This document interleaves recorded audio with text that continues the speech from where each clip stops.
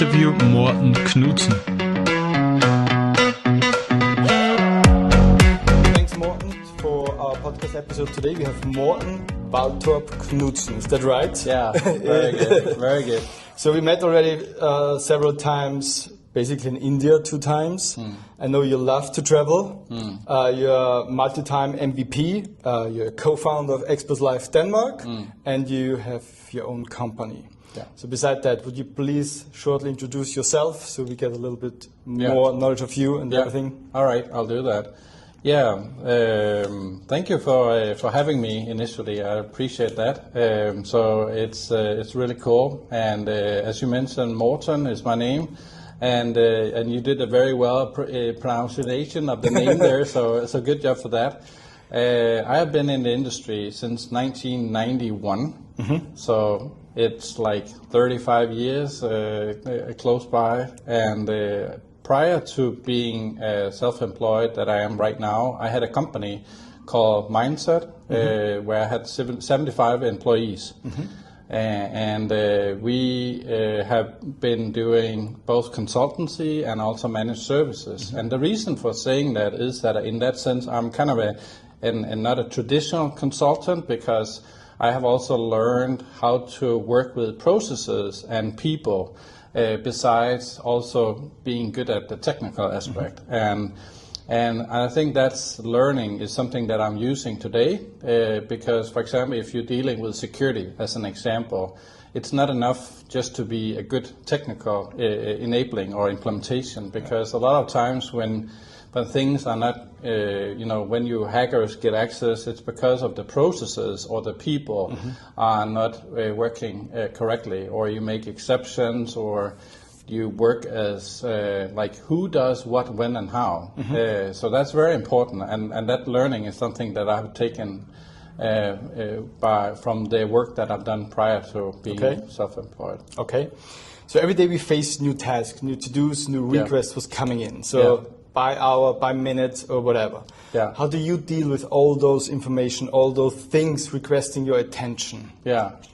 Well, it's a good question, and in a way, it's could be thought as chaotic, right? Because we are being hit by so many different things, like from the news, from newsletters, from different vendors pushing information, and I think you need to figure out what is your passion, right? And once you are passionate around something, you start to read and go through this. But it needs to have some kind of filter for me, and that's I think where the passion comes into play. So I'm basically clicking on things that I'm interested.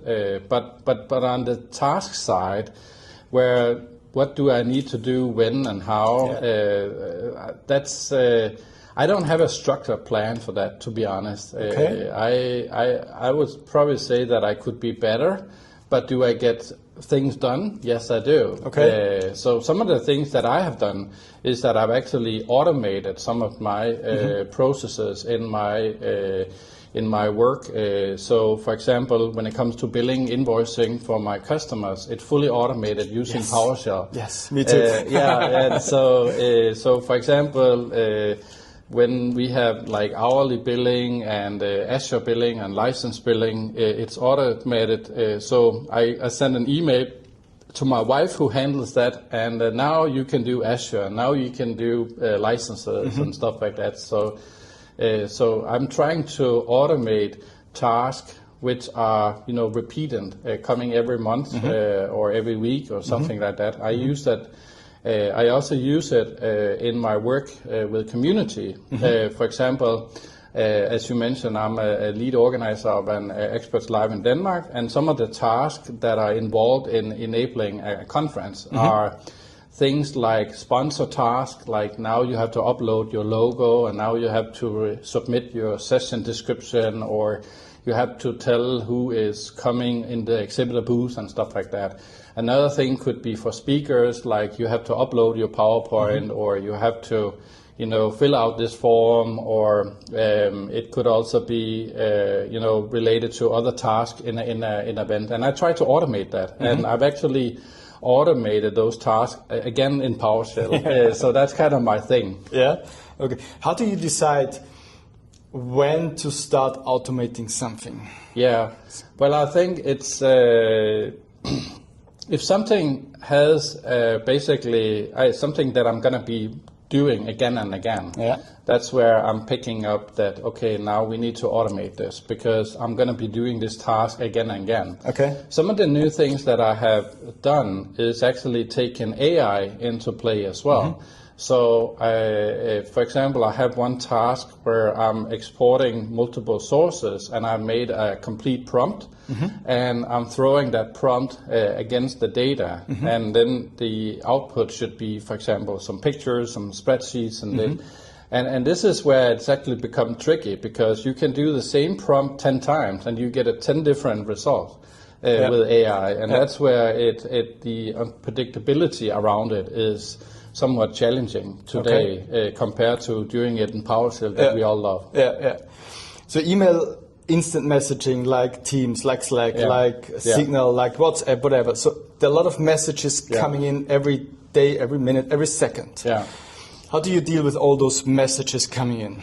Oh yeah, I think it's taking too much time away from other things, but I think it's also about being both online, but also being able to go offline. So I think it's important also to be able to go offline, you know, and go on vacation and stuff like that. And as just an example, one of the things that I like and we as a family like is actually diving. Because there we cannot be reached by, there's no internet, there's no mobile phone, there's no email. So for us, it's a good hobby. And how good are you at going offline? I could be better. Okay. I'm not, but I think it is a priority. Like, you know, you have to make up your mind when you want to be offline and so. But I think it's a challenge. I think it's a challenge. We also see it with the next generation, the young kids, and they are online all the time. And I could think of my daughter as an example where she is having her mobile phone and she's online for hours, you know. And I think we are maybe too much online, but we could be better. How many emails are in your inbox right now? Not many actually. No. So you're cleaning up really inbox? good at cleaning up my inbox. So I'm really good at clicking the delete button. Oh, okay. So I actually would think that I probably have less than 50 emails in my inbox right now. Okay, that's good. So we have one of the things I'm actually doing is that some of the features that I use is that you can swipe and then you can actually move an email so that it pops up, for example, on Tuesday, if you have time for that on Tuesday. So in that way, you can actually kind of remove it from your eyes by pushing it and deal with it on Tuesday. But you keep your to-dos in the email ecosystem, or do you have a central list where you plan all your to-dos? I use Microsoft Planner and to-dos, and we as a family used Microsoft to-dos very much. For example, for grocery shopping, for planning a trip, you know, packing. So we use that very much, and by that we can reuse the tasks that we have done or the packing list that we have done. So what do we need for a diving trip or a skiing trip and so on. So we use that very much, and we share it as a family so that everyone can, you know, basically do assignments and add to the list. Okay. So we have now quick fire round questions. So just yes or no, a quick question would be the idea. So what is your favorite productivity tool? I would probably use To-Do. To-Do. Yeah.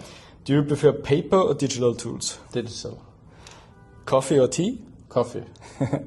Office or home office?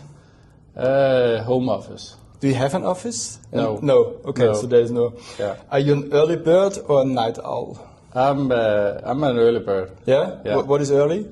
Well, I can easily get up at 6 or 7. Yeah? It's not a problem. Okay. So actually, I would prefer that in where others are sleeping in.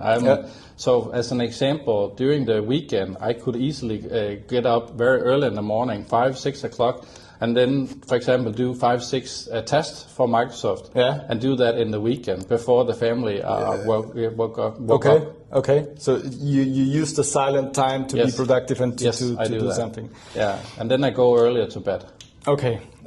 So to wrap up, and the last question is something personal. I met you and got to know you as to travel a lot and everything, and you still see it on social media. Yeah. But is there still a special location or a special place or a special destination still open on your bucket list where you want to go or do you want to do? Well, I think the last continent that we have that we need to go to, Antarctica.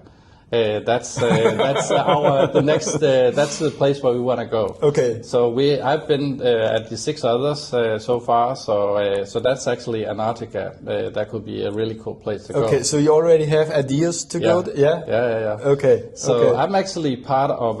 We are as a family actually part of something called the Globetrotters.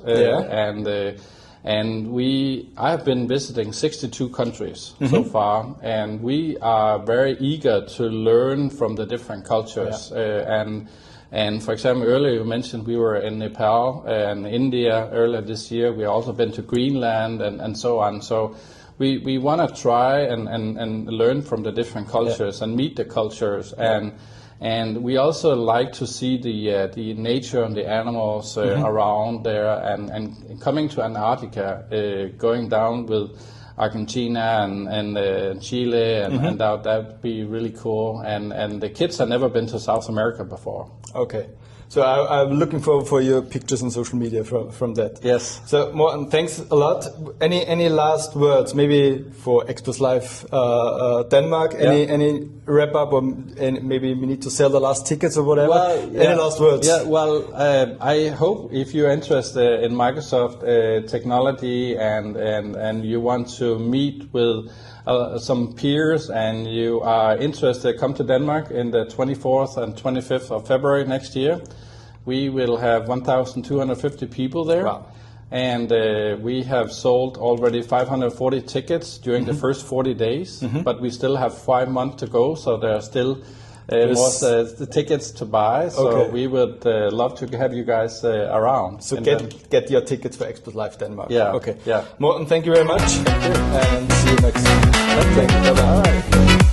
If you enjoy this podcast, if it brings you joy, provides value, and you perhaps even listen to it on a regular basis, then I have a request for you today. I need your support to help the podcast grow and reach more people. What you can do is very simple.